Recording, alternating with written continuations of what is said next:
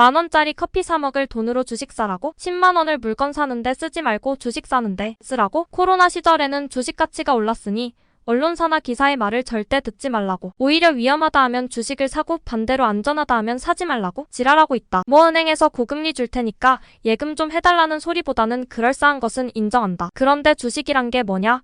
회사의 소유권을 n분의 1로 쪼개서 아주 일부분을 소유하는 것이다. 애초당치 금수저들이나 남은 돈이 있으니 일부를 주식이나 부동산에 투자해도 그 금액이 아주 작게는 몇억 원에서 많게는 수십억 수백억이 움직이는 것이다. 따라서 아주 조금만 회사나 부동산의 가치가 상승해도 이들이 벌어들이는 수익은 크게 상승하게 된다. 이렇게 돈 좀 있다는 금수저들을 큰개미라고 부른다며 이런 큰개미들은 서로에게 주식을 사고 팔고 하지 않는다. 자신들이 구매한 주식이나 부동산은 작은 개미들에게 팔아치운다. 이걸 양털깎기라고 한다. 크게는 정부가 기업이나 큰 개미들이 작은 개미들을 대상으로 양털깎기를 한다. 쉽게 말해 삥 뜯는 거와 동일하다. 이를 여러 가지 이름을 붙여서 한다. 달러 강세, 금리 인상, 세금 인상 또는 세무조사 또는 양도세 인상 등이다. 이렇게 삥 뜯어도 돈이 더 필요하면 한 번에 몰아서 금융위기를 만들어 환차익 손실을 만들어내어 환율을 조작하는 방식으로 금리를 조절하면 된다. 그러면 이 와중에 큰 개미들도 많이 죽고 작은 개미들이 수없이 죽어나간다. 이 와중에 죽어나간 놈들을 정부는 이렇게 부른다. 안타깝게도 글로벌 금융위기로 인해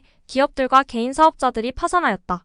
헌데 실제로 이들 죽인 놈은 누구라고? 바로 정부다. 시대가 어느 땐데 정부가 글로벌 금융위기 따위를 예상을 못하겠냐? 그냥 개미들 삥 뜯는 시기가 글로벌하게 온 것이다. 그럼 왜 정부가 이런 짓을 하느냐? 간단히 말해 나라의 경제 발전은 수출 또는 내수 시장이 나날이 더욱 커져야지 된다. 그런데 인구가 잘 늘어나질 않는 경우 또는 나라 안의 기업들 주식과 채권들의 해외 자본이 원활히 공급되지 않는 경우 이런 종합적인 문제들로 인해 원래 나라의 경제 발전이 지속되는 것은 어느 나라든지 매우 어려운 일이다. 헌데 완만한 지속적 경제 발전을 이루지 못하면 국민들이 가만히 있겠나? 냄비 근성을 가진 대한민국 국민들은 특히 밭을 갈아엎어버릴 것이다. 따라서 밭주인인 정치인들은 어떻게라도 내수를 살려서 경제가 좋아 보이는 것처럼 하려고 지랄을 하게 되는데 그게 부동산 시장을 뜨겁게 달구는 일이다. 최근 모 대통령이란 사람 시절에 부동산 시장 얼마나 뜨거웠나? 이걸 내수 시장을 동원해서 비어가는 기업의 해외 상품, 수출액과 해외 자본의 국내 투자 자본의 감소로 인한 공백을 어떻게든 메꿔보려 하는 대표적인 예가 되겠다. 일단 경기가 좋아 보이게 만드는데 노력하는 것이다. 모두 다 돈 버는 것 같은 기분이랄까? 왜 아파트 한 채를 내 돈도 아니고 은행 돈으로 사서 단 3천만 원, 5천만 원 주고 갭 투자를 하면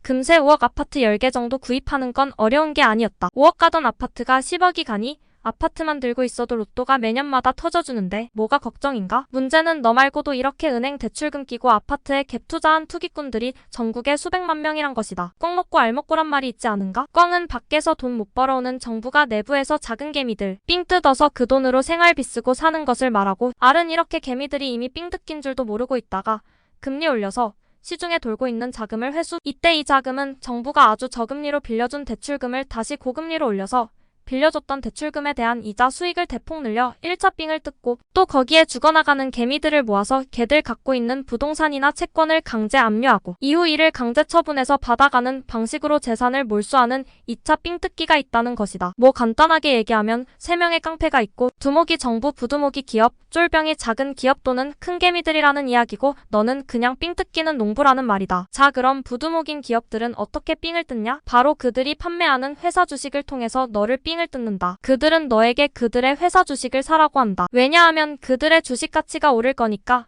어떻게 보면 돈 벌어주겠다는 소리지만 속지 마라.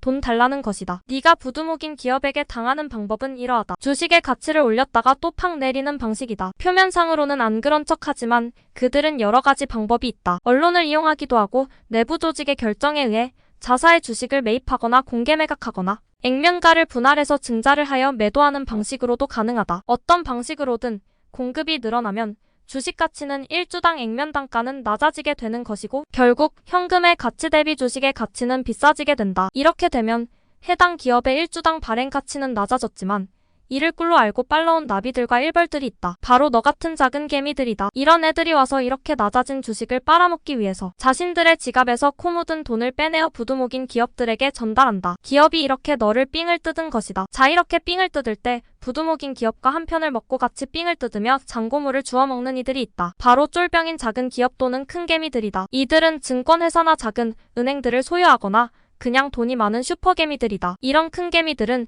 시장에서 만만한 게 너 같은 작은 개미밖에 없는 상황이라 하루 종일 너만 쳐다보고 있다. 이미 지들끼리는 서로 해먹을 게 별로 없다는 것을 알고 있어서 너 같은 초식 동물만 쳐다보고 입맛을 다시고 있다. 이들은 딱히 너한테 삥 뜯을 권력이나 강제력이 없기 때문에 너한테 뭔가 자꾸 사라고 한다. 그게 주식이 되었든 은행 고금리 투자 상품이든지 간에 뭔가 자꾸 사라고 권할 것이다. 왜냐 네가 돈을 써야지 지한테 떡고물이 떨어지니까. 그래서 자꾸 사라고 하는 것이다.